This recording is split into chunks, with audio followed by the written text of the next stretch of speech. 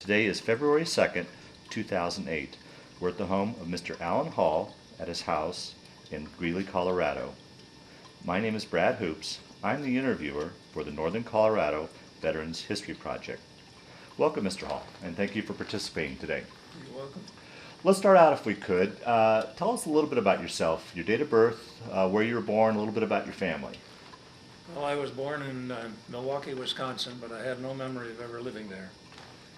I grew up in a little town in Wisconsin called Osseo, O-S-S-E-O, where my dad was the local dentist. I went through high school there, lived there until I went into the Army, actually. My folks died in 1941 in an automobile accident.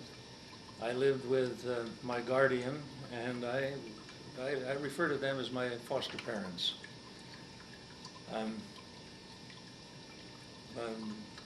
I guess that's about it. Any siblings, or were you an only child? No, I was an only child. Okay, all right. Tell us a little bit about what you were doing prior to entering the service. Well, I graduated from high school at the age of 17, so I had not yet registered for the draft. What year was that? 1942. Okay. I went on to college, Ripon College, Ripon, Wisconsin. And while I was there, I was in the ROTC program. It was a requirement for all freshmen and sophomores. And one day, the professor of military science at drill informed us that we were being given the opportunity to enlist in the reserves. And the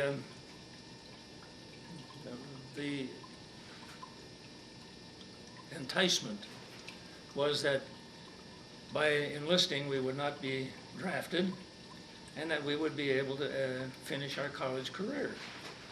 That sounded too good to be true, and it turned out to be true. We were on the quarter system, and so when we came back at the beginning of the second quarter in January of '43, at drill one day he told us, when you leave to go home at the end of the quarter, take everything with you because you're not coming back. And sure enough, when I got home, there was an envelope with orders assigning me to Fort Sheridan, Illinois. That was my entrance into the military. So one of the questions you have on your sheet was I drafted or volunteered. I volunteered, but it was a gimmick. Kind of a hybrid volunteer and Yes. draft, huh? Did that give you enough time to get everything in order before you took off, or what was the gap in time from the time you got home till you had to ship out? I had about a week or two, not much more than that. The quarter ended in around the end of March, and I had to report to Fort Sheridan about the middle of April. It was a bit of a shock, and needless to say, my grades for the second quarter weren't too good. Because once we got that message, I didn't pay much attention to going to class and that sort of thing. But I guess we should have expected it. Yeah. Did when you shipped out, reported for duty, did any of your buddies from college, or were you solo when you got there? Or? No, I left Osseo by myself. Needless to say, I was the only one there. And when I arrived at Fort Sheridan, all of my freshman friends, all of my freshman class were there with me. Those of us who had fallen for the gimmick and had enlisted. We were sworn in at a big ceremony on the 7th of December, 1942, in the college chapel. It was a big thing. We thought we were doing something great.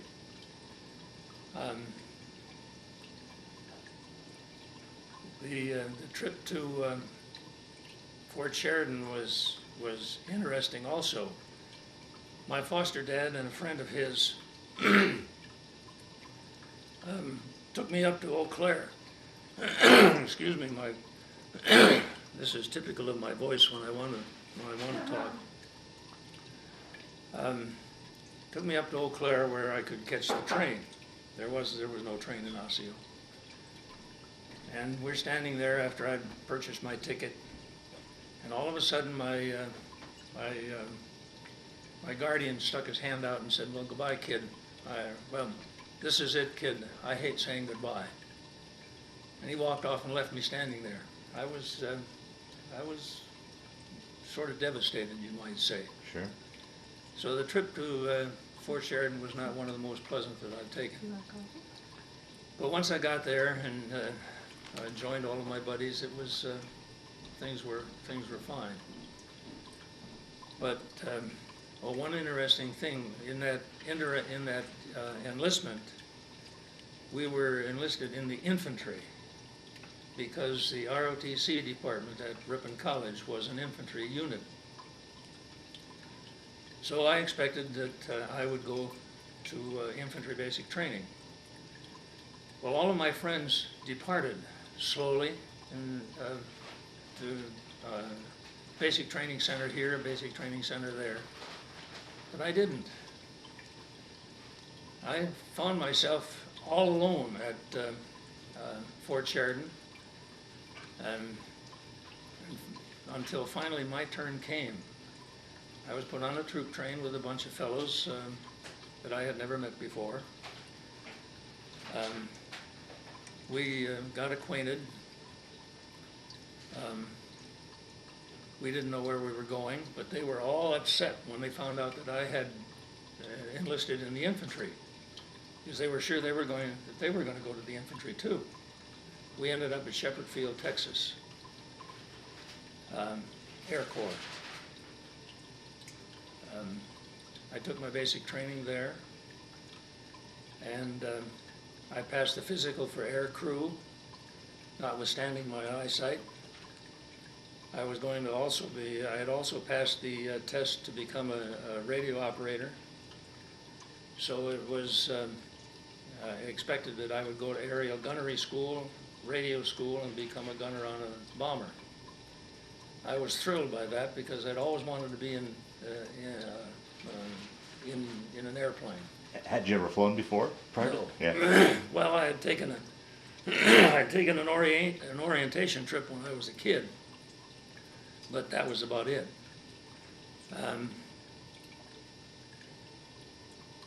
Then the Army Specialized Training Program was announced, and I was qualified for it. So I volunteered for that. And I ended up at Michigan State Normal College in Ypsilanti, Michigan, following a brief stay at Arkansas A&I in Jonesboro, Arkansas, for pre-ASTP training. The Army Specialized Training Program was designed to train, as they told us, to send us back to college to get our degree in engineering. Upon graduation from with an engineering degree, we would be commissioned in the Engineer Corps. Now, what was did you did declare a major when you were still in college? What were you going to college for prior to all of this? My goal when I first went to college in 1942 was to go into aeronautical engineering. I had, and there were two reasons why I chose Ripon College. First, I had won an academic scholarship following graduation from high school. And second, they had a working agreement with MIT in Massachusetts. Go 3 years at Ripon, 2 years at MIT, and you get a degree from both. Wow. And I thought that was a good way to go, and become an aeronautical engineer.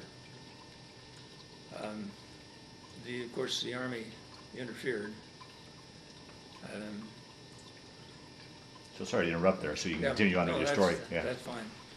Um, the Army Specialized Training Program lasted 6 months. In March of 1944, it was abandoned, with the exception of those who were in a medical program. All of us who were at Ypsilanti were given a medical aptitude test, and if we passed, we would then stay in ASTP, but transfer to a medical school. I didn't make it. I had never had any aptitude for medicine, and my father was well aware of that. He told me that under no circumstances was I to attempt to become a dentist as he had.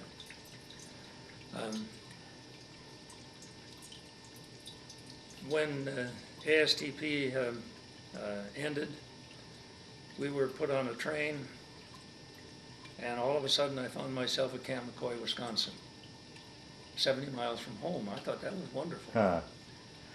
But we were in the 76th Infantry Division, which at that particular time, on that day, was on winter maneuvers in Upper Michigan. So we were simply in a barracks waiting for something to happen. Well, the something that happened was we were all taken out onto a big parade ground, and on that parade ground there were maybe a dozen little field tables, and a lieutenant and a sergeant at each one of them. And we were told that when our name was called, we would go to one of those tables for an interview to determine what unit within the division we would be assigned to. When my name was called, well, as I was standing there watching what was going on, I noticed that when a person was called up, he would report to that table, he would salute, he would sit down, and within seconds he would stand up, salute, and walk away. And I heard a voice behind me. Somebody said, "I'll bet the only question they're asking is, do you want a rifle, a BAR, or a machine gun? And if that is what they do, when my turn comes, I'm going to ask for something bigger." Well, a little light bulb went on in Al's head. So when I got up there, I saluted. The lieutenant invited me to sit down. He said, "I see you took your basic training in the Air Corps." And I said, "Yes, and I'd like to go back." And he said, "Well, I can't do anything about that. You'll have to make an application when you get to your unit. Now, would you like a rifle, a BAR, or a machine gun?" And I said, "Well, if it's all the same to you, Lieutenant, I would like something bigger, like the artillery, a cannon." He says, "Well, maybe something can be done about that." That's all. I went back. The next day, we were taken back out onto that same parade ground. There weren't any tables out there this time, but there were a bunch of trucks lined up. And we were told that when your name is called, go to the unit that you have been assigned to. Well, they called all three infantry regiments. My name wasn't called. They called 3 of the 4 artillery battalions. My name wasn't called. They called all of the special units, the engineers, the medics, the signal corps, and so forth. My name wasn't called. And suddenly I heard them say, "Oh, we forgot. There's one more artillery battalion." My name was called. And I ended up in Charlie Battery of just 302nd Field Artillery Battalion. Now, at that time, the 76th Division was really a training division. It had all of the accoutrements of a regular infantry division, but its purpose was to train replacements to send overseas. At that time, the battery was fairly normal as far as the table of organization was concerned, in terms of the number of non-commissioned officers, privates, and PFCs, and so forth. As time went on, there would be a call for replacements to be transferred out. And it was always for the privates and PFCs.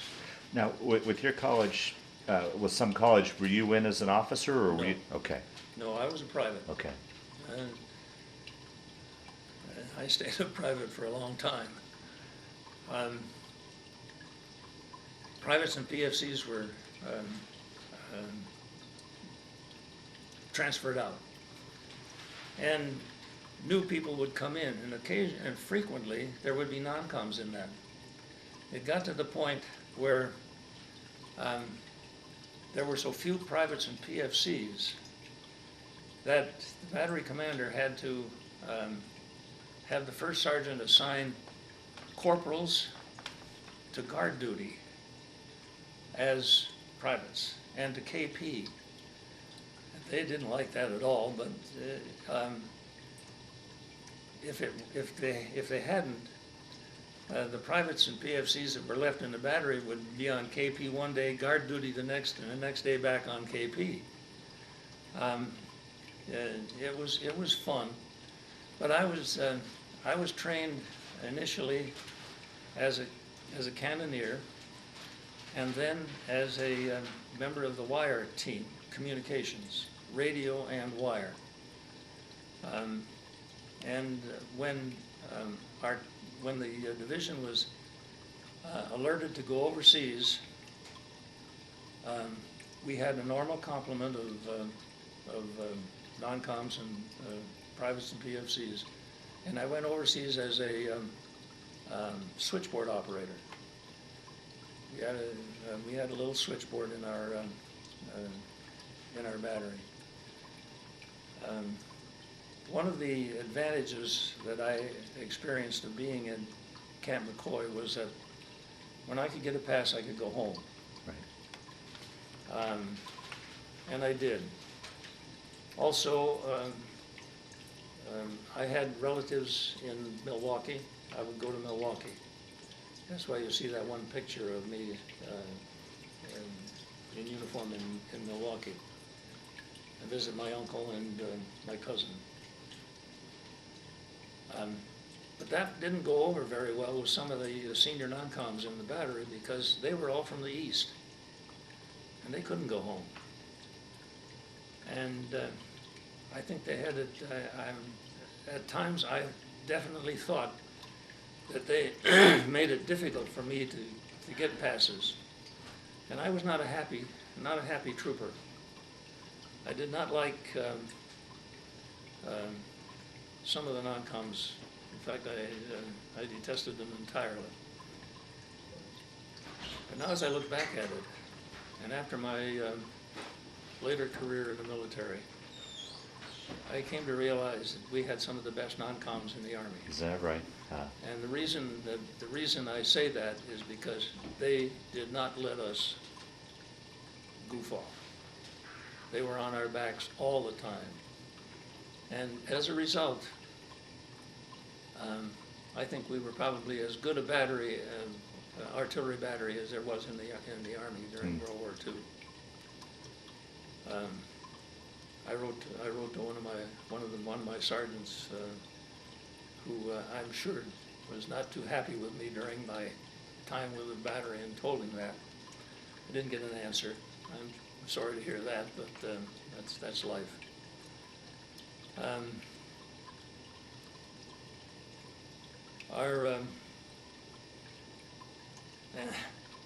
Illustrative of that particular battery, we got on a train at Sparta, Wisconsin, which is next door to Camp McCoy, and traveled about 3 days to get to Camp Miles Standish in Massachusetts. And one day, as we were traveling along, this sergeant looked out the window and he says, "Look, that's my alma mater." And we looked out there and we could see some buildings up on top of the hill. And one of the fellows said, "Well, Sergeant, I didn't know you went to college." And he says, "I didn't. That's a Massachusetts State Reform School." He was the one I disliked the most. Because he was the toughest. We left Camp Miles Standish aboard a Navy transport, landing in, I think it was Portsmouth, England, for staging. Can I interrupt here? And Yes. Can you tell me a little bit about the crossing over? I've heard all sorts of stories about those crossings and what that was like Well- for you.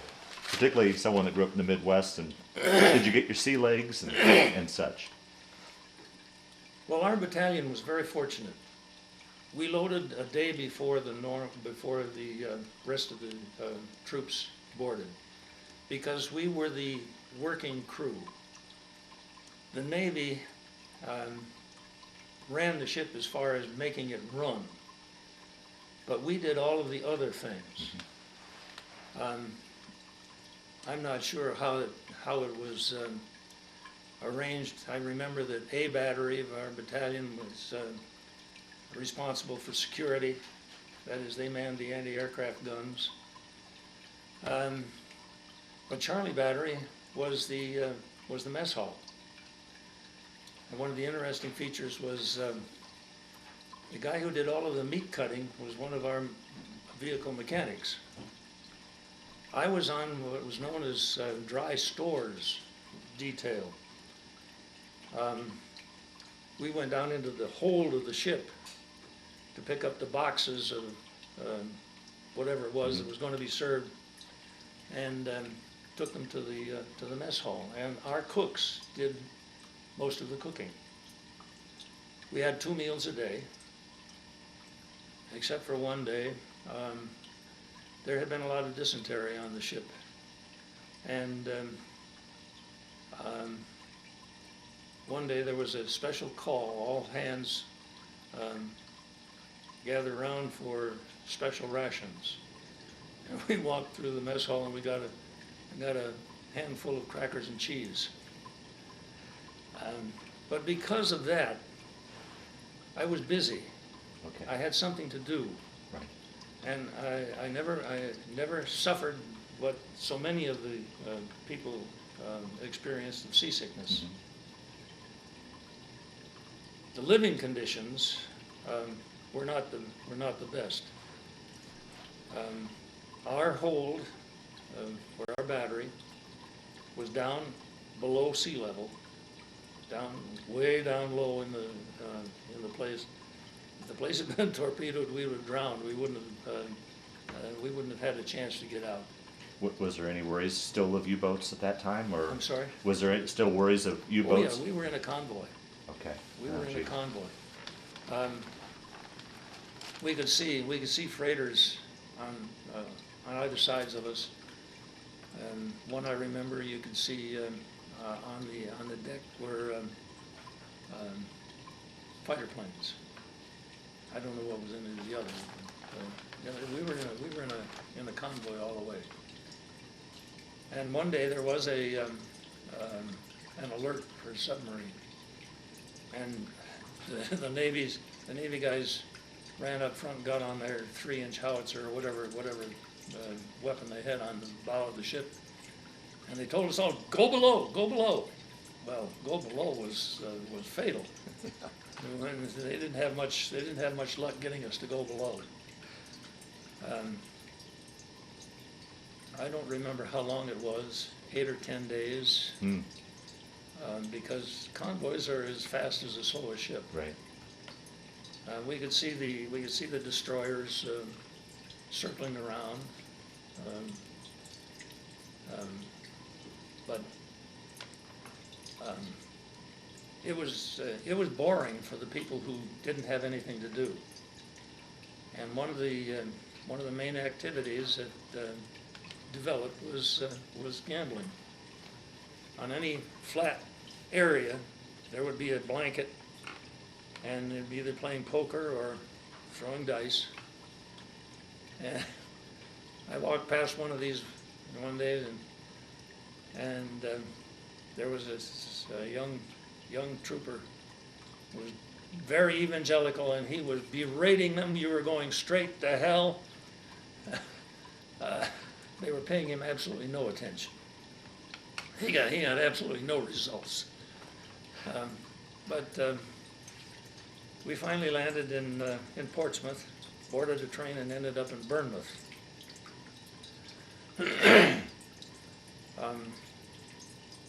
The wire crew was billeted in one building.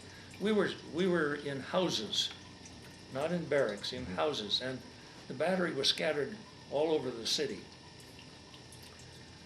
Much of the division, in fact, the whole division was in Bournemouth, somewhere. The regiments were in hotels, I've learned since then. But I was in a house, and one of the interesting things was one night we had to guard the entrance to the house at night. And one night it was my turn, and I was out there. It was pitch black because of the blackout, and it was one of those typical Pea soup. Fogs. Couldn't see your hand in front of your face. And I'm standing, I was told to walk back and forth by the sergeant who put me out there. I said, if I do that, I'm gonna get lost. So I just put my hand on the gate post, and I stood there. All of a sudden, I heard this voice, "Spot of tea, Yank?" It was a little old lady with a pot of tea. I don't have any idea how she found me, because I couldn't see her until she was standing that close to me. That was the best tea I have ever had. Is that right? It thawed me out because it was cold. I had a somewhat similar incident later on when I'll get to that. Okay. When we left Camp McCoy, we left all of our trucks, all of our transportation, and all of our howitzers behind. We didn't take them with us. So one of the purposes of landing in England was to get new trucks, or get trucks, get howitzers, and all of the other equipment that we had left behind, radios, etc. There was a certain amount of training that was going on as well. We learned about the burp gun and all that sort of thing that the Germans had, and various and sundry other things.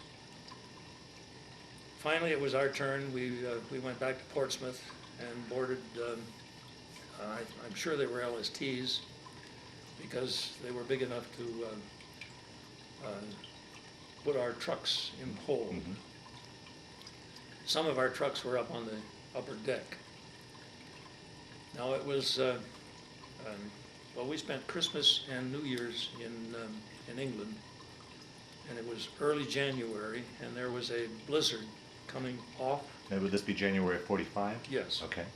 There was a blizzard coming off the French coast, directly into our convoy as we were crossing the channel. An LST has a very shallow draft, and it rocks. Being a member of the wire crew, I found myself a comfortable place in one of the wire trucks where I was secure from the wind. The first sergeant found me, said, "I need you for a detail down below." Well, I went down, and as I left the deck and went down into the hold, the warmth got to me, and I began to get seasick. And I turned around and went back into my truck, and that's where I stayed until we landed in Le Havre. We convoyed from Le Havre to a place somewhere in Belgium. I have no idea where it was. I beg your pardon. To somewhere in France. I have no idea where it was. Where we stayed for 3 or 4 days, and then went back into Belgium, where we were assigned as corps support of the Battle of the Bulge. The Bulge had begun while we were on the sea, on our way to England. Mm-hmm. It was pretty well under control when we arrived in France, but we still got credit for being a part of the Bulge, mm-hmm. although we were so far away from it that we had no contact. I was operating the switchboard all during this time, and finally our turn came to go to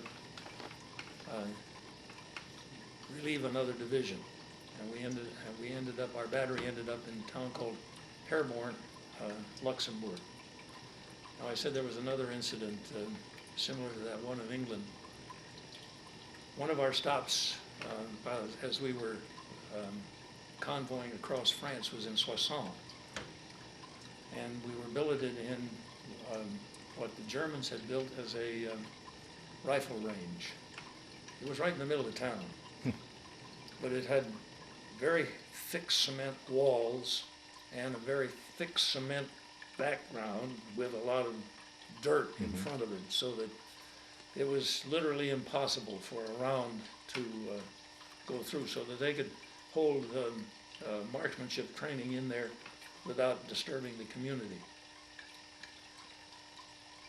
I was awakened in the middle of the night, put on guard duty to guard the trucks which were parked out in the open. Again, it was pitch black, blackout, no moon, no stars, and cold as all get out. I was to walk around the trucks. That was my instructions. Again, I said, if I do that, I'm going to get lost. So I just put my hand on the fender of one of the trucks, and I stood there, freezing, almost freezing to death, because it was cold as all get out. That was, it was the coldest, one of the coldest winters in yes. European history or something. Yes. Yeah.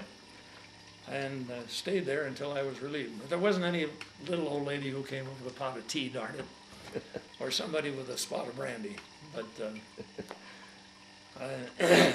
I lived through that too.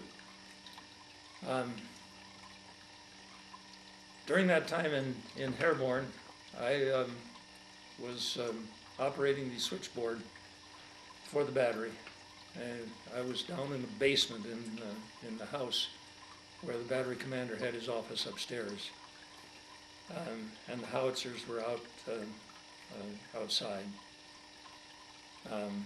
We had several fire missions while we were there,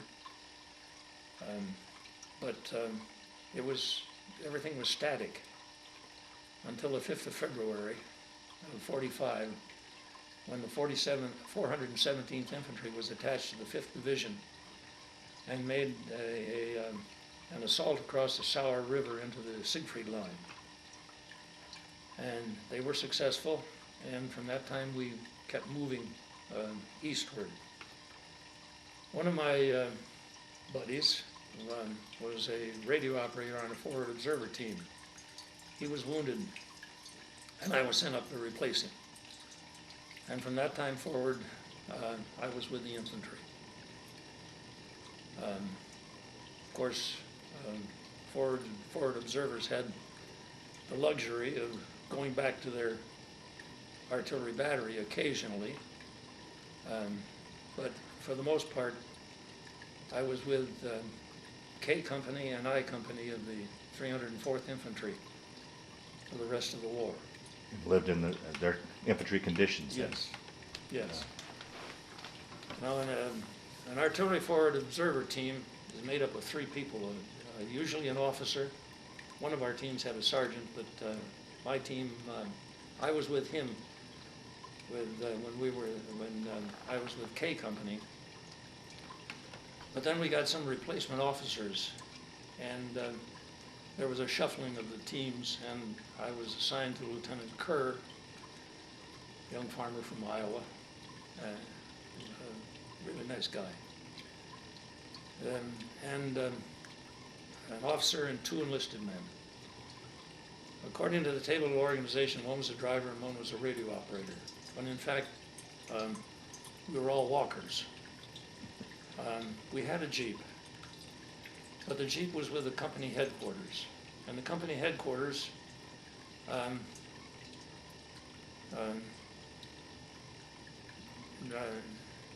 well, the company vehicles were all sent back to the Infantry Battalion headquarters. So that's where our Jeep was most of the time. We walked. I carried a half of an SCR 610 radio. The radio by itself, when all put together, was about 60 pounds. So I had 30 pounds on a backpack on my back, plus my rifle or my carbine and ammunition and rations and all of the other stuff. The infantrymen, when we were moving from one place to another, did not carry their packs. They just carried their weapons and their ammunition. In case they were attacked, or if they were about to attack, they didn't want that extra stuff with them. So it was left behind and likewise probably back at battalion headquarters, which was far enough back so that it could be on a truck and carried up if needed.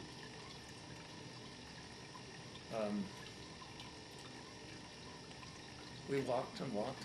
One day I think we walked all day long, and it seemed to me that when the day ended, we didn't do anything but walk. When the day ended, I was back where we started from. Yeah. At least it looked that way.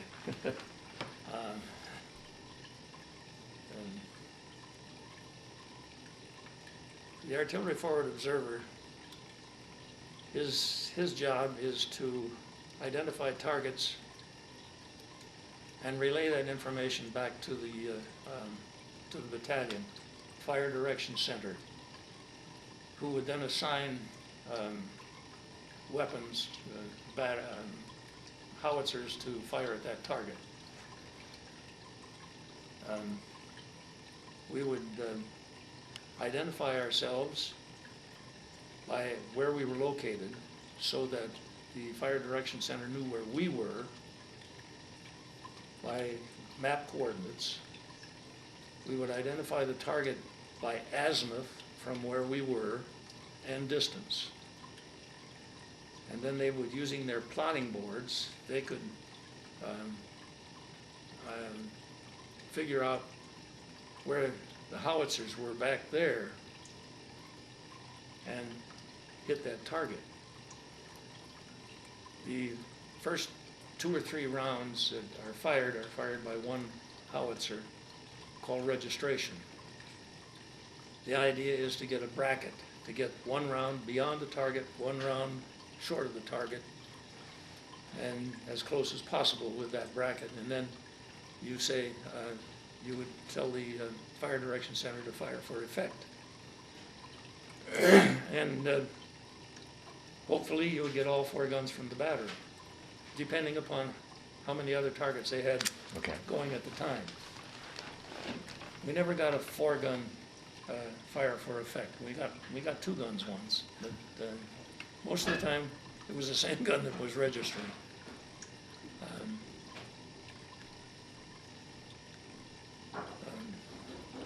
Now, was there any risk of you getting hit by one of your guns, or the Germans intercepting your radio transmissions and firing on you? It was that was always a risk.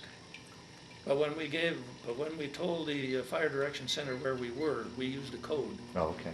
And the code changed every day. Okay. We would get a little slip of paper with the codes. Map coordinates are in numbers, of course, 0 to 9, and so we had a little slip of paper that says A is 1 and Z is 2 and so forth. Okay. And so we would send our coordinates that way. It was conceivable that the Germans could intercept our transmissions. There was nothing to prevent it. Yeah. and fire counter battery at us, or fire back at us as at our observation post. We had to be able to see the target, which meant that sometimes we were in the top story of a house or of a building, or we were on a hilltop or something of that nature.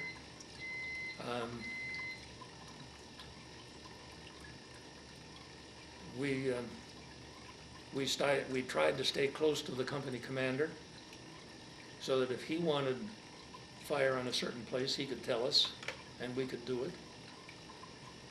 Sometimes we had to be separated from him because of the way the terrain was laid out.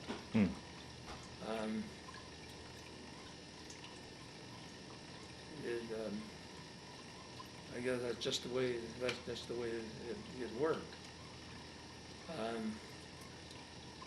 There was very little chance that we would be struck by our own artillery, though it did happen. I recall one time when the company we were with was put in reserve. That was our time to go back to the battery and pick up rations and mail and this, that, and the other thing. And when we went back on one occasion after we had been back to the battery, I noticed that a fellow that I had gotten acquainted with, one of the riflemen, wasn't there. And I asked where he was. He said, well, got hit by a short round. Now, I don't know whether that was a short artillery round, a short mortar round, or what, but it did happen.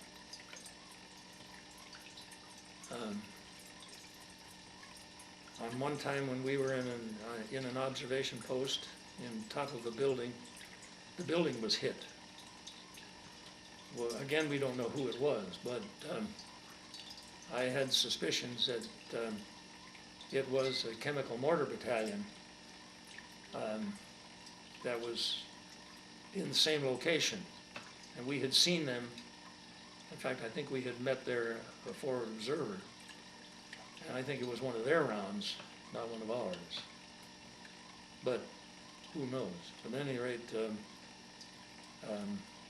Lieutenant Kerr said, "It's time to move," and we did.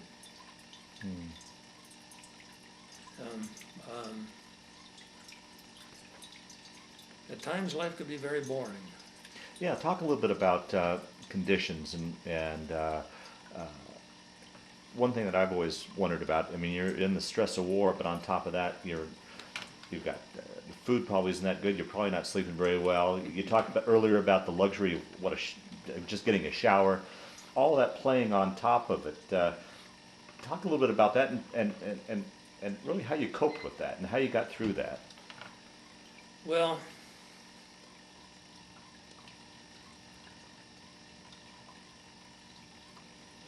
one of the things that we did was use the facilities that were available. By that I mean we used the houses. The objectives for the day generally were a town, a village. The objective for the infantry was a village. When we would get to the village, the infantry would put their security on the opposite side of the town. The company commander would pick out a house for his headquarters, and we would move into one next door. We would tell the people, "Get out, rouse," and we slept in their beds. We ate their food, if we could find any. And that reminds me of one time we were we were in this little bitty village, and we had spent the night in this little house. There was no one in it except an elderly woman. We didn't tell her to rouse. We just moved in, as uninvited guests. Next morning I got up, and she had beaten me. She was busy doing something. She was in a room, and there was a wooden trough against the wall, and in it was what looked like flour. And I didn't speak much German, but I knew the word for bread. Brot? She says, yeah. She reached for a pail and she poured some more flour in it, and she says, Hausholz. Hausholz? That means out of wood. The flour was made of sawdust. There was sawdust in the flour.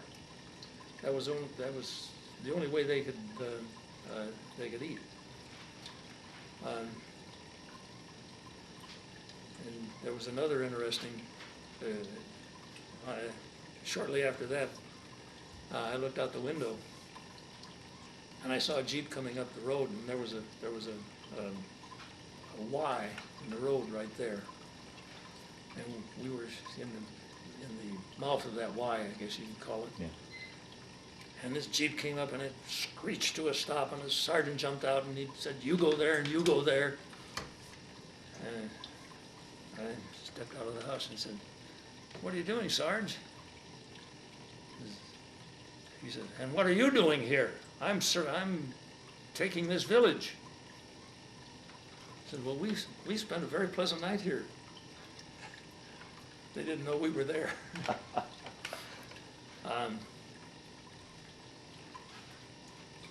How was the interaction with the locals, the English, the French, and particularly the Germans, particularly when you're kicking them out of their houses? And did you have much interaction with locals throughout your tour there?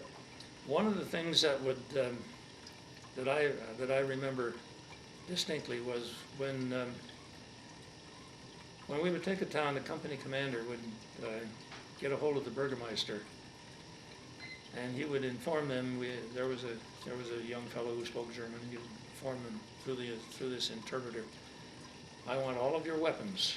Any weapon in this. If I find anybody with a weapon in this town, they're dead." And there would be a pile of weapons in front of the what do they call it? What do they call the mayor? The city hall. Can't think of it now. But there were some very lovely shotguns, hunting weapons. I know the NRA preaches that one of the reasons that Hitler was able to take control was that he disarmed all of the people. It's a bunch of hooey. At least From what you saw. from what I saw. Yeah.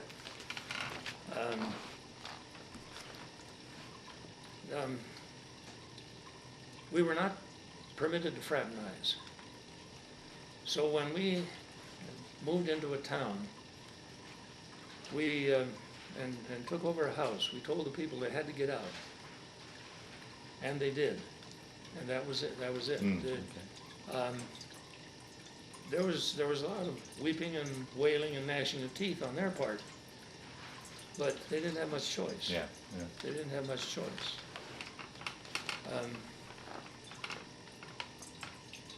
On one incident, when we were at on the Main River,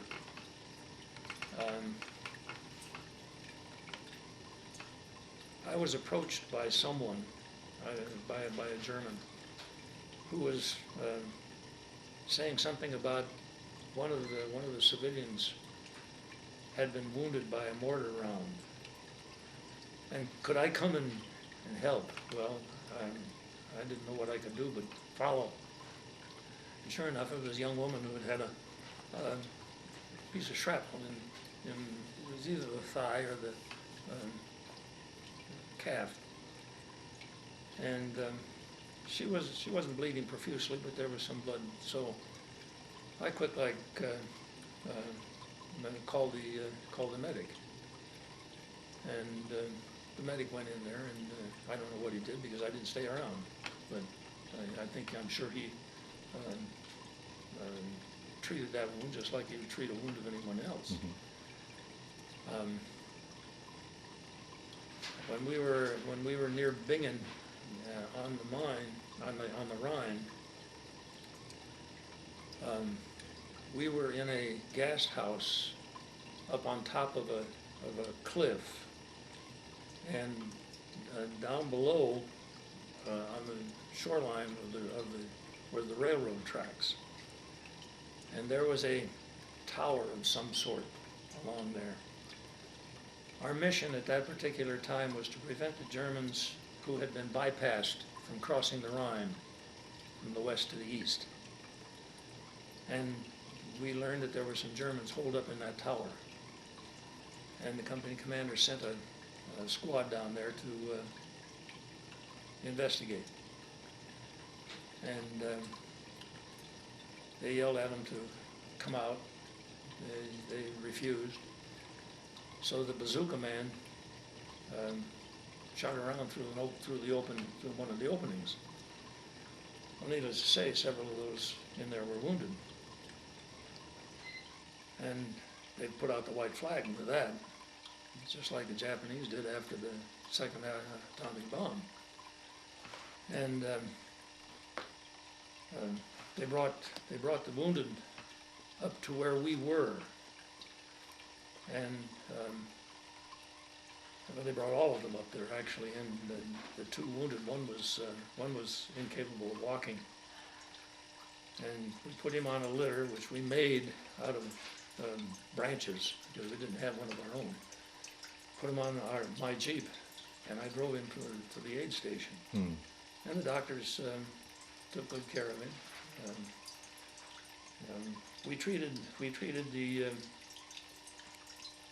German prisoners the same way we treated ourselves.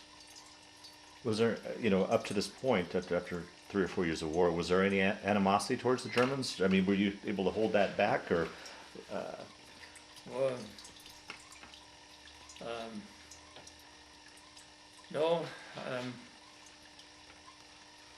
George Patton had one simple phrase: hate the Germans.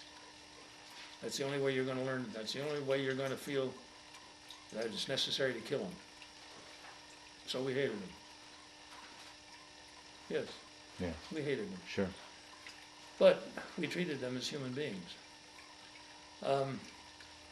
As the war wound down, we found more and more of them voluntarily surrendering.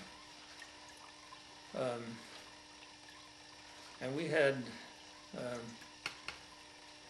in our battery, back at the battery location, a German Feldwebel tech sergeant as a KP.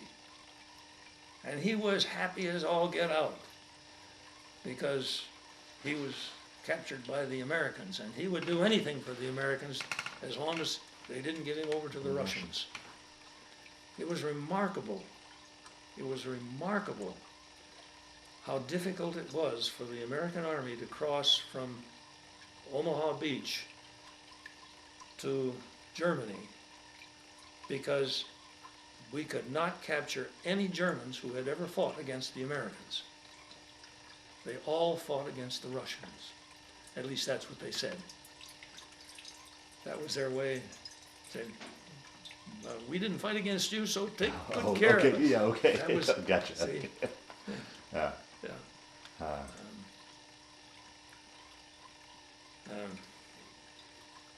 But finally, it all came to an end. We ended up in a little town called Peinig, which is south of Leipzig, and we sat there, waiting for the Russians to join us. We were told not to go any further. And we stayed there until it was assumed that there would be no more combat, at which time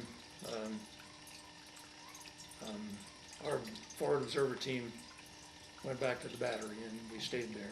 The battery was located in a little town called Alma, which is southwest of Leipzig. And we just waited for what was going to happen next.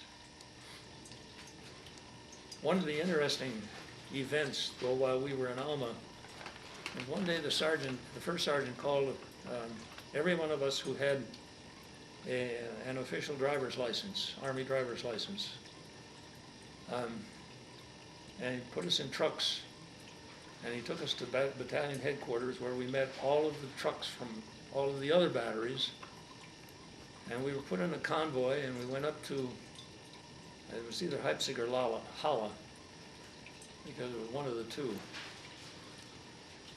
And we were told that we were going to be moving a unit from there west. That was all we were told. When we got there, we drove through the entrance of an Army hospital.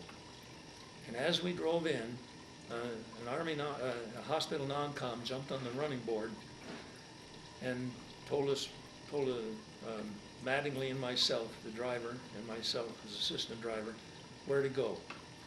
We went there. Some guys threw a bunch of stuff on the truck. The sergeant gave us a strip map and climbed into the back of the truck and said, "Let's go." We didn't wait for convoys, we just went. And we drove west until we came to where the strip map told us to go. We unloaded the truck. They fed us a meal. They gave us a bunk, and the next morning we were told, "You're free to go back." Again, we were not in convoy. We were strictly on our own. We didn't know exactly how to get back to Alma. Oh, geez. But we started driving east. And as we drove east, we began to meet Russians. Really? What was happening was at one of the big conferences, the lines of demarcation for occupation had been defined, and we were in what was to become the Russian zone, and so every army unit in the what was to be the Russian zone had to move back, and that had been our mission on this hurry-up trip. We had moved this hospital back into what was to become the American zone. And we passed several groups of Russians. We're going east, they're going west. It was interesting. The Russian morale seemed to be very high, because they were all singing. And behind the mass of troops, they were in a column of fours. Behind the mass of the troops came two groups. There were two groups carrying, pulling machine guns on wheels. And behind them came two groups of two men, one behind the other, with a pole between them and a pot hung on the pole. That was the kitchen crew. Jeez. We passed several trucks, American Dodge trucks, driven by the Russians, and with Russian troops and material in the backs. We finally got to Alma, and the battery wasn't there. We didn't know where it was. And I had just before this mad rush to move that hospital occurred, I had taken a pair of my combat boots to a cobbler in town to get new heels put on. Oh, no. Because I couldn't get it through the quartermaster. And of course I had to go and pick them up. before Mattingly and I could move. But then we started moving west, and we finally found the battery. Finally found the battery. But when we found it it had been deactivated. And I ended up in a little town called, or Mattingly and I ended up in a little town called Wustenselbitz, which is just a little southwest of Hof. And there was a prisoner of war camp there. It was still full of German prisoners, and we were supposed to be guarding it. I never once went near it.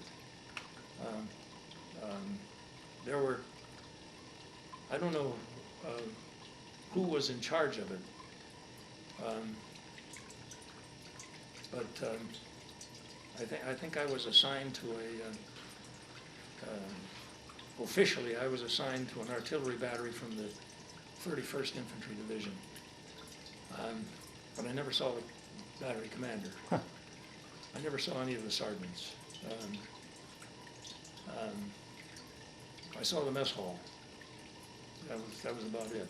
And I saw the POW cage, but I never went near it. They ignored me because these people had been overseas since the landing in Africa. Oh, geez. And the point system, because of the point system, with 1 month, 1 point for every month in the Army, Right. and the second point for every month overseas, they already had enough points for discharge. They knew they were going home. They didn't care whether the show went on or not. Yeah. So I stayed there. And then one day, a sergeant came up to me and said, "You have been selected to go back to the States. You are to report to Hof." And they took me up to Hof. I joined a group of people there, and we were put on 40 and 8s, boxcars. Mhm. And we traveled for about 4 days, ending up at Camp Lucky Strike at Le Havre. I stayed there for a week. That was interesting. Camp Lucky Strike was operated by a black engineer battalion. Really? They had been overseas since the beginning of Africa. But because they were black, they had been way in the back. They had never been permitted to Right. do anything except construction. Mhm. And so they were the perfect people to operate this type of facility.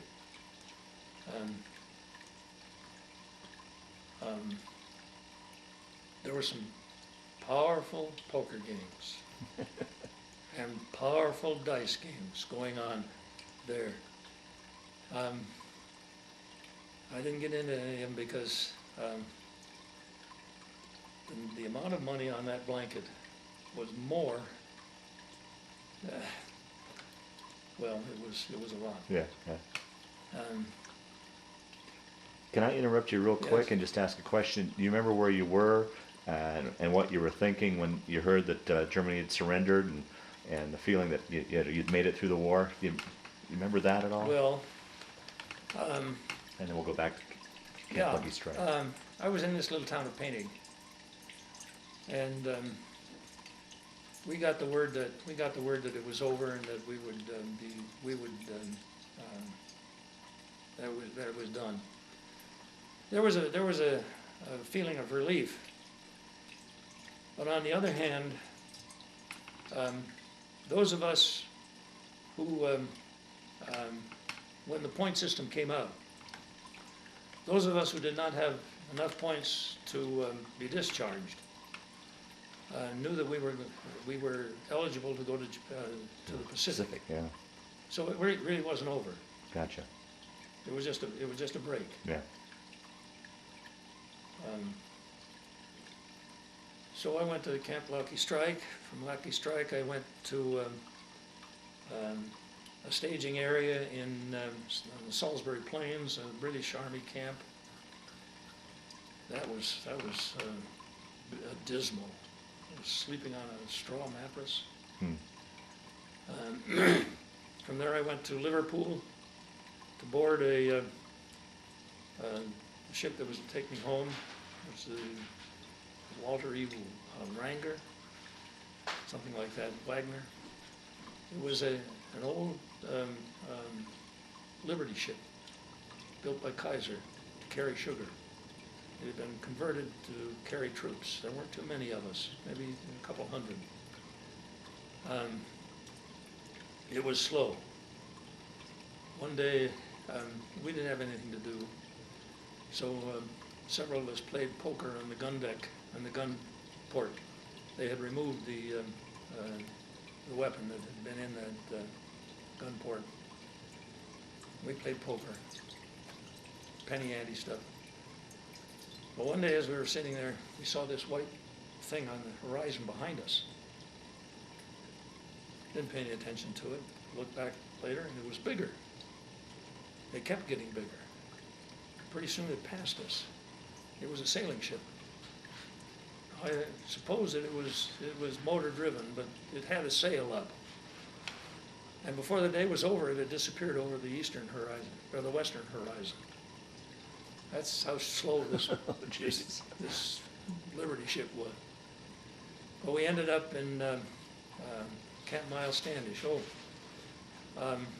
We got word while we were on the ship that a strange bomb had been dropped on Hiroshima. And when we got to Camp Miles Standish, I think the Japanese had already surrendered. I'm not sure, but I think they had. Well, that was a big relief, because my orders when I got on that ship was to report to the 4th Infantry Division at Camp something or another, and that I had 45 days leave. No, I didn't know. That came later. That I was to go to Camp Grant, Illinois, where I would get my leave orders, but that I would get 45 days leave. Well, I went home. VJ Day came, the surrender was signed on the Missouri. I called the personnel officer at Camp Grant, do I really have to come back on the day my leave expires? And she said, no, take another 15 days.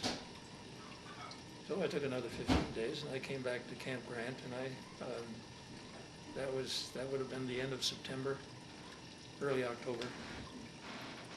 And I was there until the 8th of December, and my job was to separate the guys who were being discharged.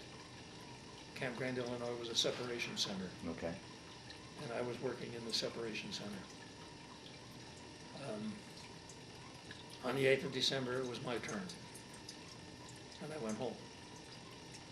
I stopped at a couple of places on the way, but that was it. I went home.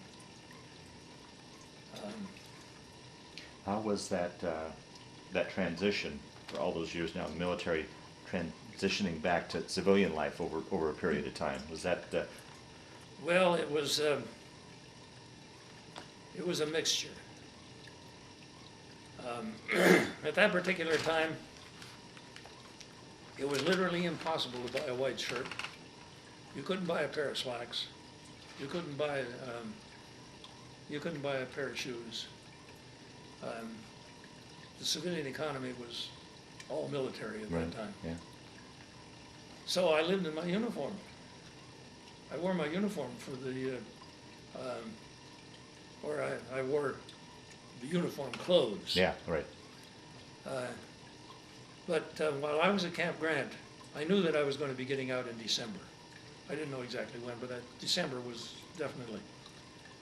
So since we worked on a 24 on, 48 off shift, on one of those 48 offs, I went up to Ripon College and enrolled for the second quarter.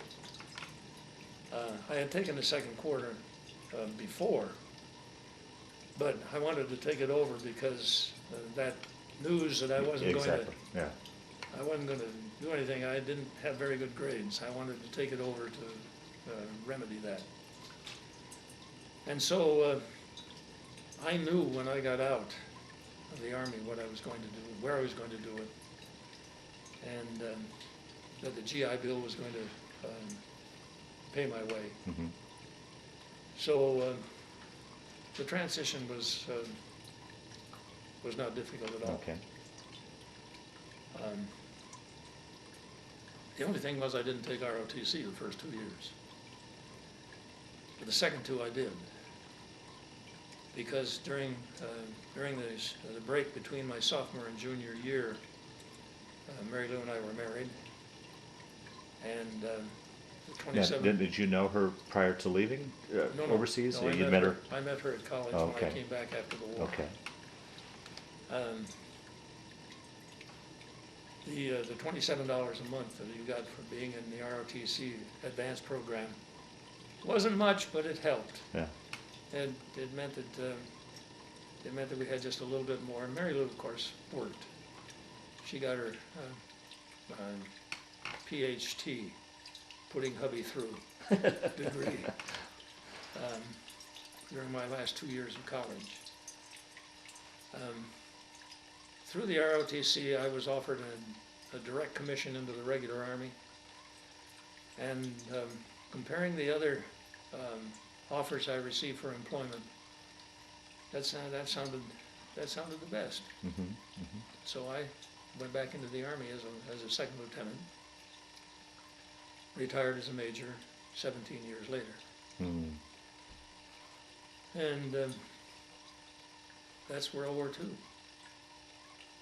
Wow. Wow.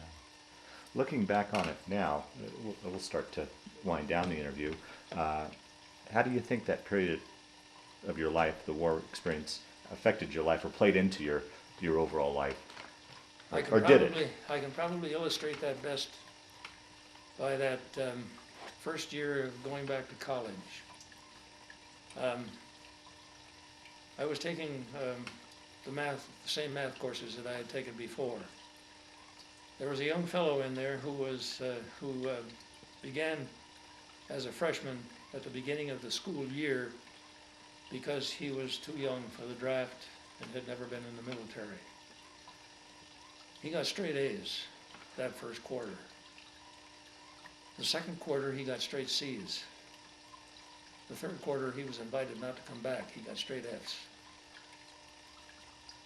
He worked just as hard those second and third quarters as he did the first, but he ran into a buzzsaw called the veterans. We went back to college with gusto. We had, in some people, 5 years to make up for. Right, yeah. I had 3 years to make up for. I was one of the younger ones. But there were some guys there who had been, we had a guy who had been on Guadalcanal. We were dedicated. We had a mission. Mm. That's what it did to us. Yeah. Yeah. Wow. Well, as we start to wind down the interview, is there anything that we didn't talk about, or I didn't ask that you'd want to talk about? Do you have any, or a closing statement you'd like to make in regards to all of this? Well, I think Sherman said it best: war is hell. And anybody who thinks it's fun is naive. On the other hand, without the strength to back up the diplomacy is useless. Mm-hmm. We must have a well-trained military establishment. We had one up until 2003. It's been destroyed in Iraq. It's not the same military that it was before. Mm. we have to restore that. We have to have a well-trained military. And the only way we're going to do it is to continue having that volunteer force. Another incident, but it goes beyond. When I was stationed in Berlin as a young lieutenant, most of the men in my mortar platoon were draftees. One day we got an influx of reservists. The draftees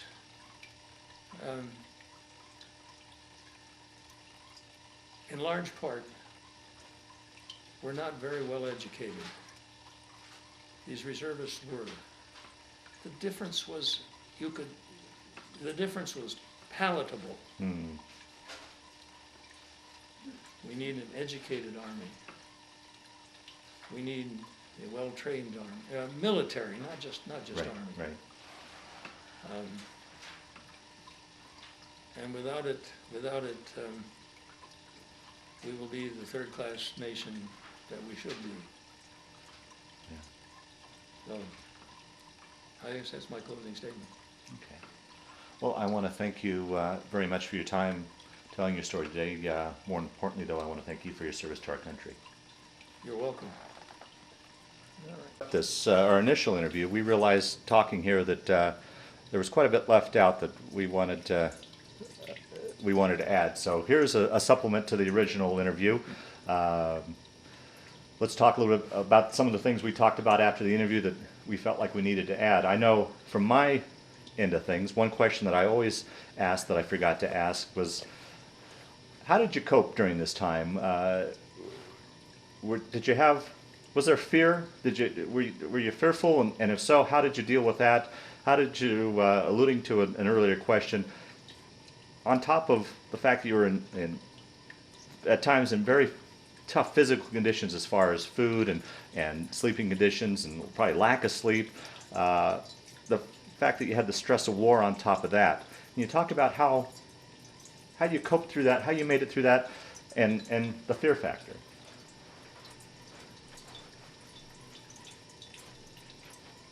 Was I afraid? Yes. Probably all of the time. But I don't think it had a great deal of effect on me because we had a job to do. I was fortunate, being in the artillery, to be able to remove myself from the front lines on occasion, which was a relief, and the fear was not as bad, not as strong when you were back at the artillery battery position. But still, at the same time, back at the battery position, didn't it give you more time to unwind and cope or and think about that? I mean, it probably added some relief, but at the same time, it probably gave you gaps of time to set everything aside and realize what you were just came back from and what you're going back to, though. Yes or no? It's hard to say. I don't remember that in that way. Okay. I don't remember it in that way. I just remember that I was concerned for my safety at all times. One of the advantages of being an artilleryman, when we set up our observation post, we could set it up in a place where we thought we were secure from enemy observation. Of course, there were other times when that was not available, and I got a Bronze Star on that case. Can you talk a little bit about that incident? Yes, we were. My company had a village as their objective. There was no place where we could set up where we could not be seen. But we still were in a bit of a draw, and I could not get radio communications from that position back to the fire direction center. And the company commander wanted fire on a certain point in that town. The only way I could get radio communication was to move up the side of that hill, and I kept inching up that hill with the radio until I was able to get contact with the fire direction center. That exposed me completely. I was out in the open. Fortunately, nothing happened, but the battery commander considered that it was sufficient to write me up for a medal. And I got the Bronze Star with a V device for it. One of the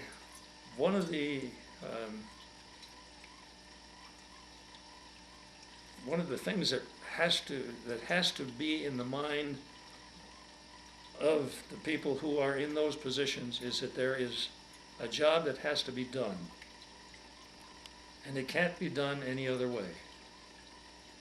You just have to take your fears, your anxiety, and use it as an adrenaline device. And it works that way. I recall one time when I was on the ASTP, 3 of us had gone to Detroit and we were on our way back. They were infantrymen and I was Air Corps. And they were talking about what life was going to be like if they were in combat. And I commented that I was glad I was in the Air Corps because I wasn't going to be in combat. I wasn't going to be a rifleman. But if I were, and we were walking down the sidewalk, if we were, I would be hiding behind that tree because I'm a coward. And they said a live coward is better than a dead hero. True.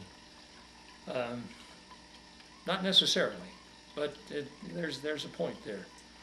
A lot of people who were cowards ended up with the Medal of Honor because they found themselves in a position where their cowardice had to be ignored,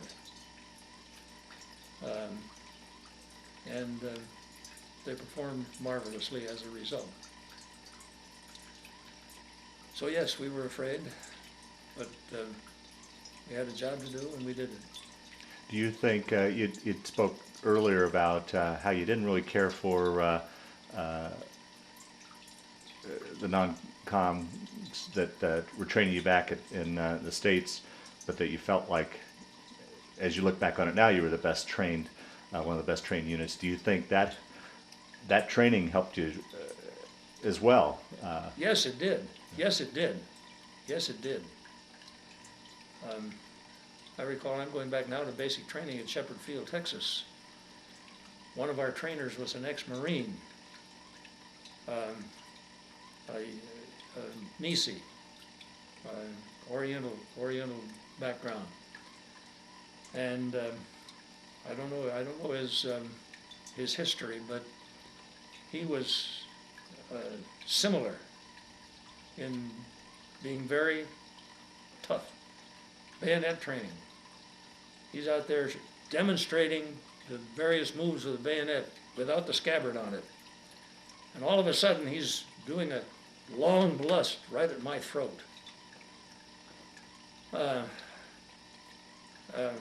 Panic was a natural result, but I couldn't. There were too many guys behind me to keep me from running.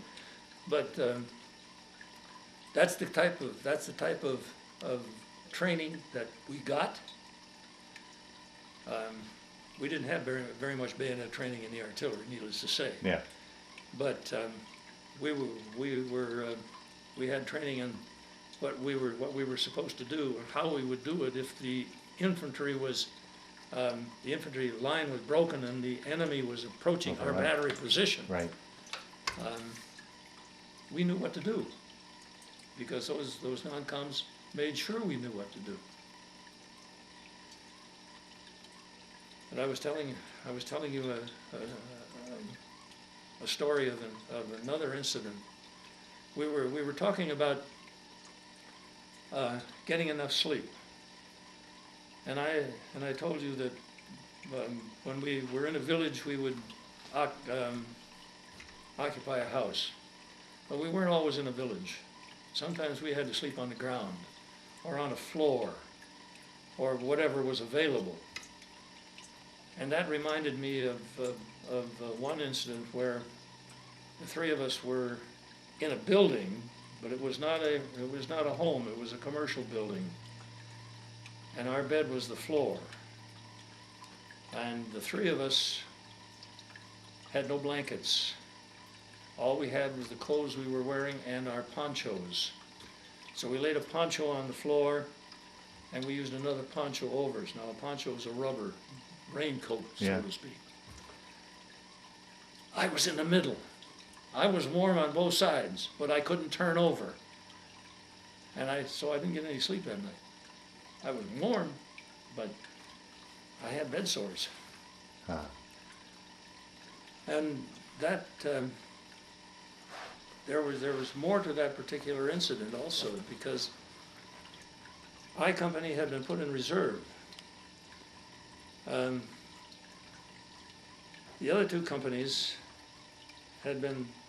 were not making enough progress, and the battalion commander decided to send I Company up to help them. Well, when they went into reserve, the mess sergeant figured that this was the opportunity for him to feed his troops a good meal. K rations and German bread scrounged from cupboards really wasn't cutting it. It kept us alive, but that was it. So he cooked up a chicken dinner. He was going to feed the men a good meal. Well, unfortunately, between the time he started cooking and the time the chicken was done and he got up with the troops to feed them, they were now in the attack, and he couldn't feed them. He was raving mad. He was going to court-martial everybody from the battalion commander all the way up through Dwight Eisenhower, because he couldn't feed his troops.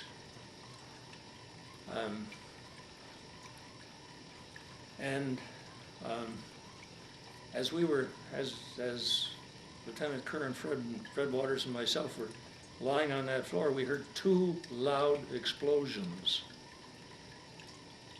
Men from I Company had wandered into a minefield, and a man had tripped a mine. The medic raced into the minefield to help the man. He was told not to, but he did, because of the mines. He stepped on a mine. He got the Medal of Honor. We didn't know that until much later, of course, but he got the Medal of Honor because he voluntarily moved into that for needless to say, the first man also died.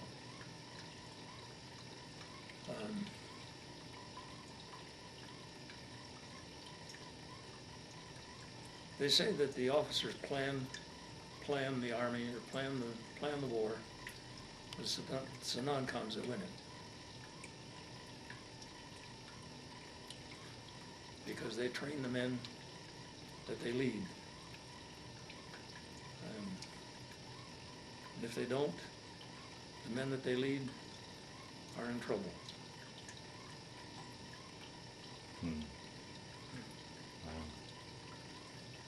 So, is there anything else? Well, we'd also talked, we got into, I think, a great discussion about the fact that you guys were all depression babies, and that played into your being able to go through this experience. Explain your thoughts on that, if you could. Well, my thoughts on that are that we were accustomed to not having much. We were accustomed to hard work when we could get it. And so going into the Army was not a great change from life in the civilian world, because in the civilian world we didn't have much, In the Army, we didn't have much. The big change was the discipline in the Army, which we didn't have in the, which we may not have had in the civilian life. But with the freedom that we had, that we lost going into the Army, we didn't have much to do with it. There wasn't much we could do. Yeah. So I think the fact that a large part of, as Tom Brokaw calls the greatest generation, was the fact that many of them, the vast majority of them, were Depression babies. They had learned that life was hard, and you take your lumps. Yeah. Well, another interesting story too. While we were wrapping up here, we were talking about conditions there. Tell the story of that wonderful shower you took. Oh, while we were at Herborn in Luxembourg, it was my turn to go to the shower unit. You went to the shower unit when the shower unit was working, which depended entirely upon the quartermaster company of the division, and when there was space at the shower unit and when the unit could spare you. So my turn came, and I went to the shower unit. The shower unit provided everything. You took off your uniform, they took it, and it went to the laundry. When you came out of the shower, you got a new one. They provided the soap, the shampoo, the towels, everything. I remember as I washed my hair, and we all had bush cuts because the battalion commander had told us we had to have them for sanitary reasons, and he was right. As I watched the water, when I rinsed the soap out of my hair, it was brown. I hadn't had a shower since we left England. And this was late January, if not already February. And I don't remember taking another shower until after the war was over, now that I think about it. Wow. That's just something else. Shaving in cold water was normal if you got a chance to shave. There's an interesting story. What did I carry in my field jacket? Well, I carried some K rations, I carried some ammunition, I carried a pencil and a pad of paper so that I could make notes, so that if I had a chance to write a letter, I could write a letter. I had toilet paper in my helmet liner. I had cigarettes in one pocket and the notes were in the other pocket. I had an extra pair of socks in one pocket because I changed socks every day. That meant that on Tuesday I wore a pair of socks, and on Wednesday I wore a different pair. On Thursday I wore the socks I wore on Tuesday. And on Friday I wore the socks I wore on Wednesday. And it kept, but that way I got to change my socks at least. Underwear, when I went back to the battery I might be able to change underwear, but not necessarily. I got two changes of uniform trousers. One when I took that shower, and once when I went back to the battery, I was standing next to a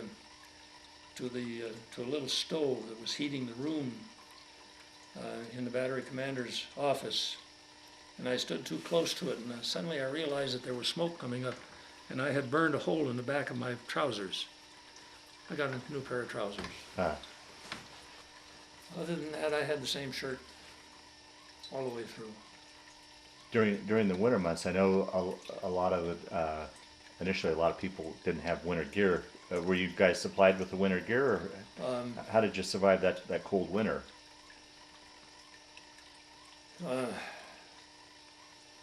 Being artillery again gave us a little bit more cover from the weather. Okay. As I said, when we were in Herborn, I was operating the switchboard. That was indoors. And of course, I had sleeping arrangements indoors. It was on the floor, but it was indoors, and with the sleeping bag. When I was with the infantry, I didn't have the sleeping bag if I were out in the open, and I didn't have the blanket.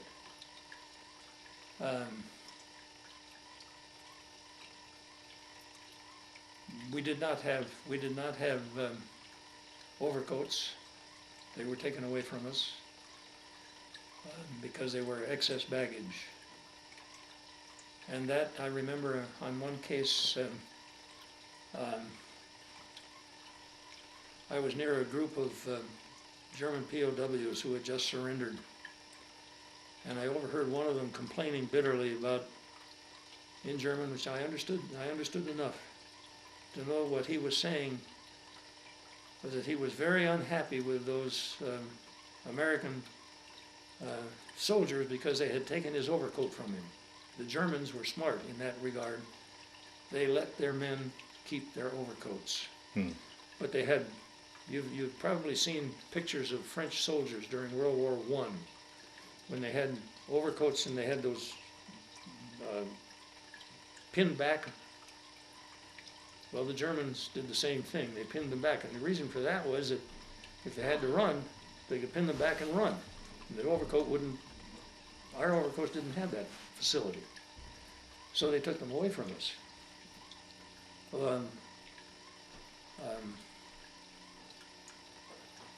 We just hoped for shelter.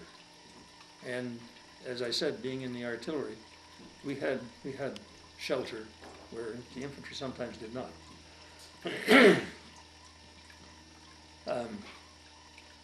One of the best night's sleep I got was on the ground. We had taken a 2.5-ton truck.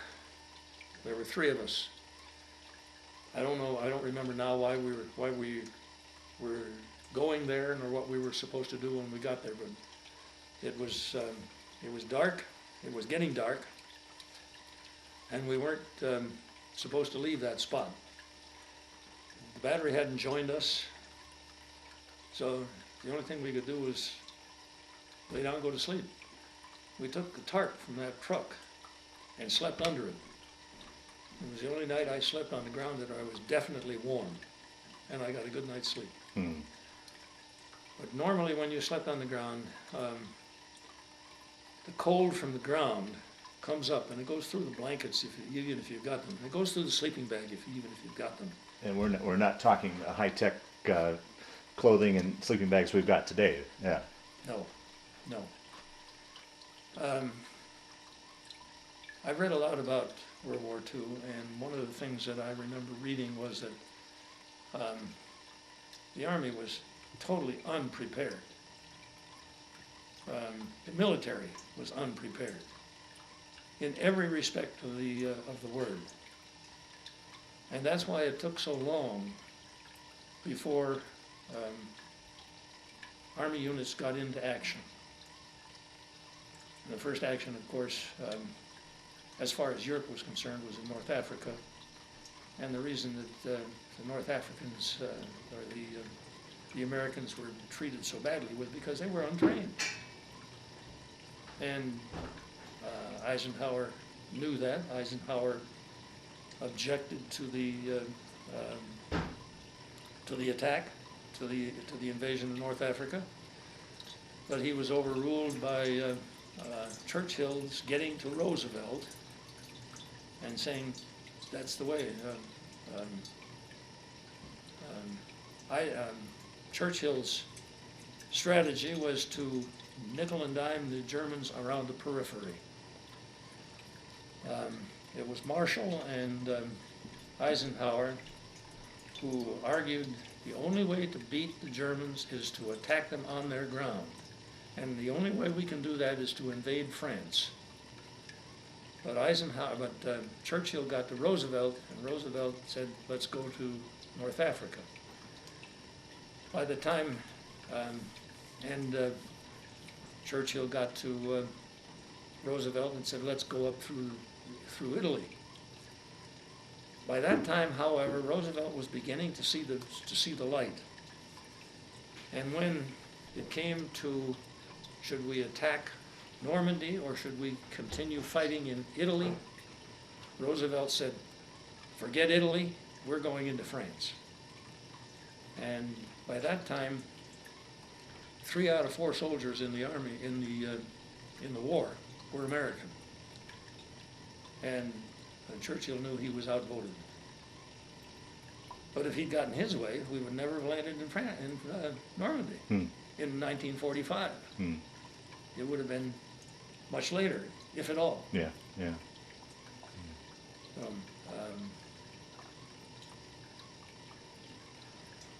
Getting back to things you said you were carrying in your field jacket. One of them was a paper and pen or pencil to write when you could. How was communications between you and back home, V-mail and such? Was it pretty good? Was it easily? Were you getting correspondence back and forth? And mail was regular. okay. We didn't have any trouble with that. There were times, of course, because of the situation when we couldn't get it. But whenever it was possible, they made sure that mail got to us. That was another one of Eisenhower's dictums. You get the mail to them as often as possible, because it's a morale factor. Sure. It was also there's a museum in Echternach, and one of the displays is an army kitchen, field kitchen, and they're roasting turkeys. Thanksgiving and Christmas were big for Eisenhower. He said, you will feed them a Thanksgiving dinner. I don't care what the situation is. You will feed them, and you will feed them a Christmas dinner. Morale was a big factor. Patton was the same way. My guts and your blood, yes, but he made very sure that his troops were taken care of, and that's another interesting item. A lot of people don't believe me when I tell this, but in the Third Army, we wore neckties in our shirts. Because as George Patton said, the American soldier is a gentleman, and gentlemen wear ties. And you were court-martialed if you could be court-martialed if you were caught right? out of uniform, and out of uniform meant you didn't have your tie on. Even in the thick of battle? Even in the thick Is of that battle. right? Yes. How was your morale? I mean, as you guys were crossing across Europe, was there the sense, okay, we're winning this thing, and was there any doubt, any way along the way, it's like, geez, I'm not, from the word you were getting back in the news, where we stood in the war, or was it through the whole thing, it's like, okay, we're crossing to Germany, this thing's getting closer to being over? What was the general flow of thoughts and morale during your whole march across Europe? Was there? I don't recall any incidents of lack of morale. There's no doubt that after the Battle of the Bulge was over, the war was over. Okay. It was a matter of cleaning up. But Hitler wouldn't let his men surrender. I'm sure that the vast majority of them would have, and that's why we got so many voluntary surrenders, and why it was doubtful that any Germans ever fought against the Americans, because all of them who were surrendering had fought against the Russians. Their morale was low. Our morale was high. We knew we were winning. It was a matter of time. Okay, okay. All right, well, one last question that I have, and then we can finish off with anything that you want to finish off with.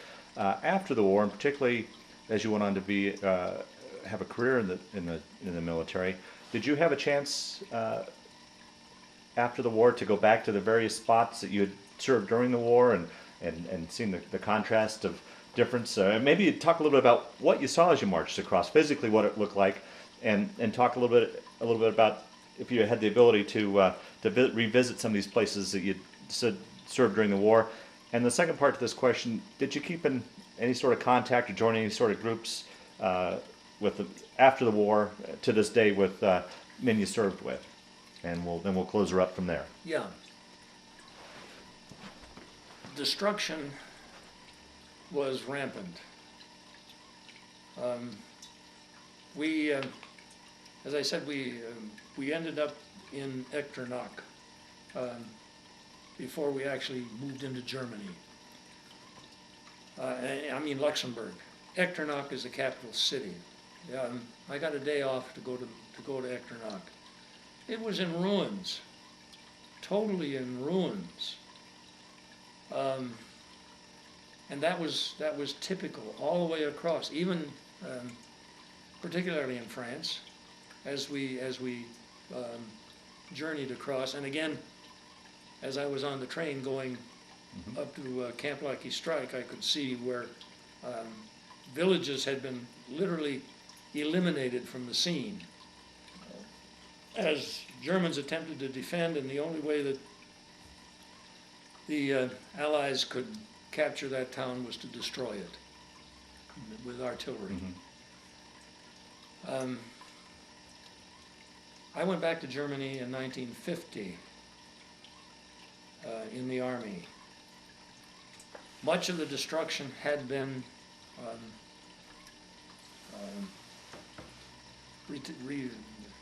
replaced. I had the good fortune of being stationed in Berlin, and the difference between the Western zone and the Soviet zone was remarkable. At that particular time, in 1950 and 51, there was no Berlin Wall. Right. The only way you knew that you were going into the Russian zone was a sign in English, French, and German that you are entering into the Russian zone. But you didn't need the sign. You could see it. They had done nothing. Wow. Of course, this was Russian propaganda, Yeah. because when you got into the high rent district of Berlin, which was in the East Zone, the large stores and that sort of thing, they had left rubble in the streets. They had cleared the streets so that there was traffic, but they had left the rubble. They hadn't put it out in someplace. They left it on the street. They left the buildings as they were, and they put up signs. American bombers did this. They didn't mention anything about how it was the Russians who captured Berlin and the damage that they had done to it in the process of doing so. They didn't mention that. I went back on a tour with 76th Division veterans, following the path of the division. Echternach is beautiful. Right. It is gorgeous. The Echternach that I saw in 1945 has disappeared completely. And the Echternach of 1994, when I went back, was the Echternach before the war, because they had replaced it exactly as it had been. And as I say, it's gorgeous. Now, did I join any groups? Well, our battery commander there was a change of battery commanders during the war. Captain Noah Rita was the battery commander at the end of the war.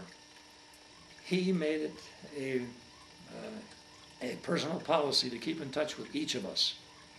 But suddenly that stopped. I didn't know why. Then I met him at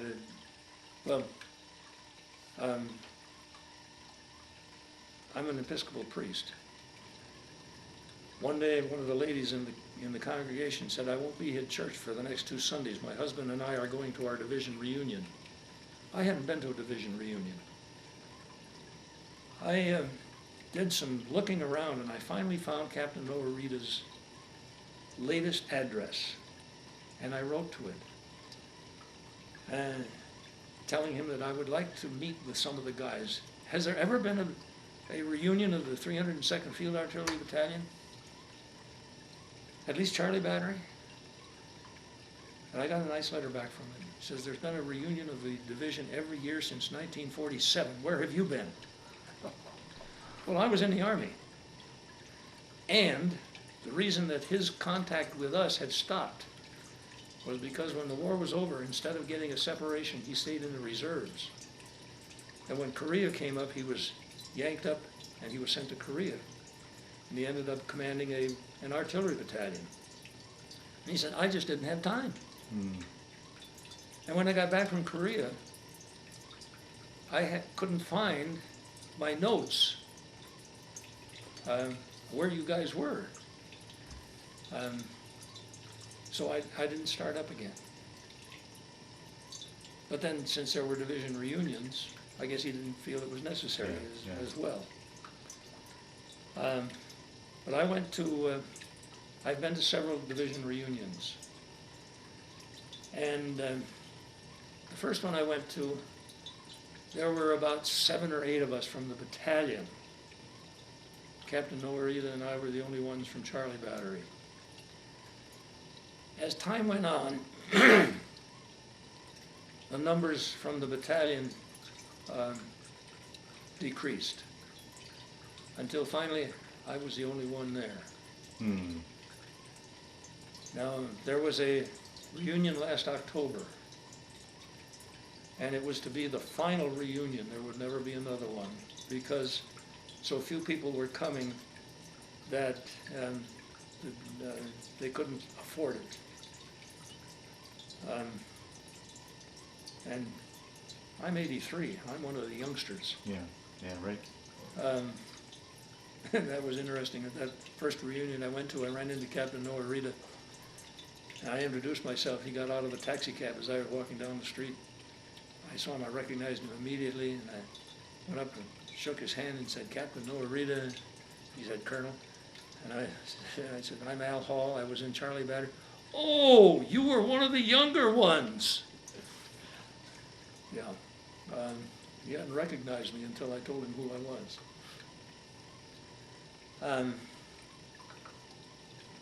And I had to miss it because Mary Lou was ill. So my contacts, I maintain contact with the guy who is the secretary of the 76th Division Association.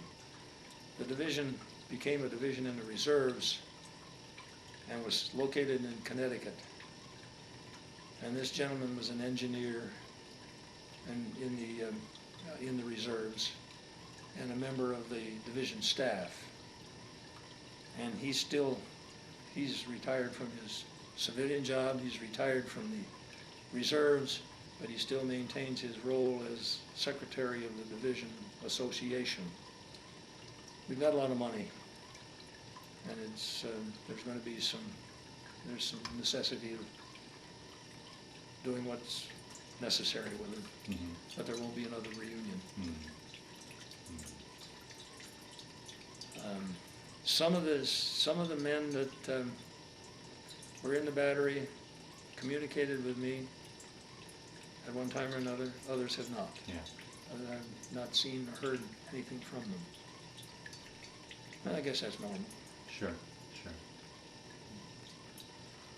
Okay. Well, was there anything else that, any stories that, between now and when we finish the last interview that you can think of that before we close her down, or once again, any last closing comments you'd like to make? The moment you go out that door, I'll think of 10. Oh, sure, fair enough, yeah, yeah, yeah. But no, I don't have anything more. Okay. I want to say one. I do want to say one thing more. On that trip to Europe in 1994 to follow the 76th Division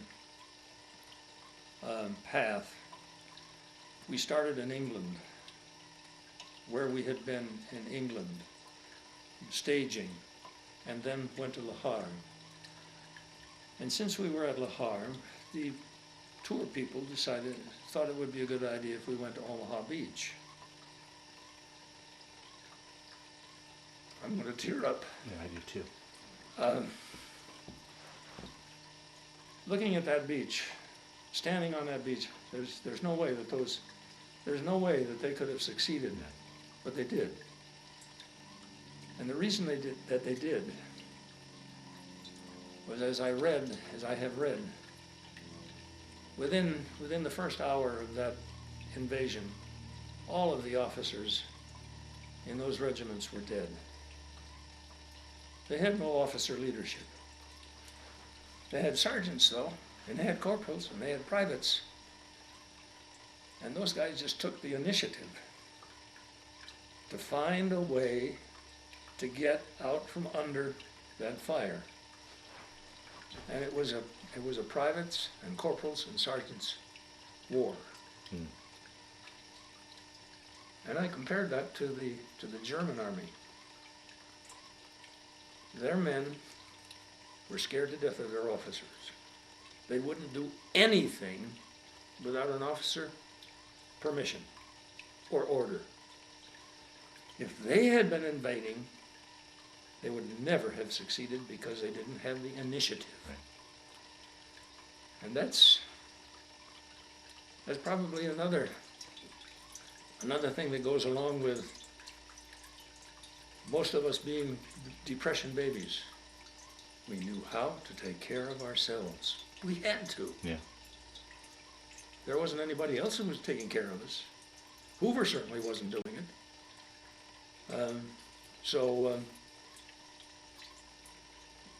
First of all, they were trained to have initiative. And secondly, they knew how to use it. Yeah. Do you think we lack that today? To some degree, yes. I feel like I've had a very easy life. As far as the military is concerned, no. The military, up until the Iraq War, the military was training for that very same idea. We have probably the best trained officer corps and non-commissioned officer corps in the world.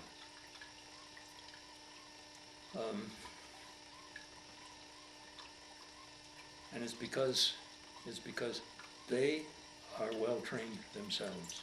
Good. That's it. Okay. Thank you very much once again. You're welcome.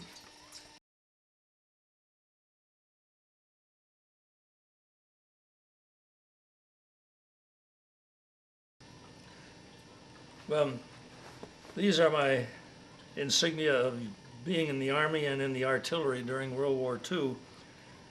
And on this thing, I wanted to show both my military and both my enlisted and commissioned service. Okay. This is the hat insignia of an officer, and the fact that I was an infantryman as a commissioned officer. The shoulder patch of the 76th Infantry Division. This is not a telephone. We were not the Signal Corps. That is a sign of the firstborn. Oh, is that right? And during World War I, the 76th Division was the first division made up entirely of draftees. And hence, it was given the title of the firstborn division. We called ourselves the On-a-Way Division because we were on our way. Medals, I received a Bronze Star medal for heroism. I didn't do anything dramatic. With the V device for valor. During my enlisted service, I received the Good Conduct Medal. The American Theater Ribbon. Everyone who served during World War II in the United States received this. This is the European Theater Ribbon. Everybody who served in the European theater and in Africa also received this. And I have 3 battle stars, one for the Battle of the Bulge, one for the Rhineland, and one for Central Europe. This is the Victory Medal, the Army of Occupation Medal, and this is a medal called the American Defense. These 6 were earned during World War II. This one was during my commission service. Okay. I retired as a major, and I wanted these in here because one of my last assignments as a commissioned officer was as general staff with troops. That's a cushy assignment, and I just wanted it to be in there. Okay. But that's my history. Units of the 304th Infantry Regiment of the 76th Division moved into a town called Altenburg. As we moved in, it was a supply center for the German army, and as we moved in, we saw all of these German officers and enlisted men standing outside that building. They had surrendered, but we were on the alert, and so as we moved through town, for some reason I decided not to stay in my Jeep, but to get out and walk. And somebody, I don't have any idea who, took that picture. I found it many, many years later in a copy of a unit history. Is that right? Of one of the rifle companies of the 304th Infantry. And so I made a copy of it for myself. That's me. This is a picture of Charlie Battery of 302nd Field Artillery Battalion, 76th Infantry Division, taken on the 23rd of November 1944, the day before we left to take our trip to Europe. This is me standing back here on the back row.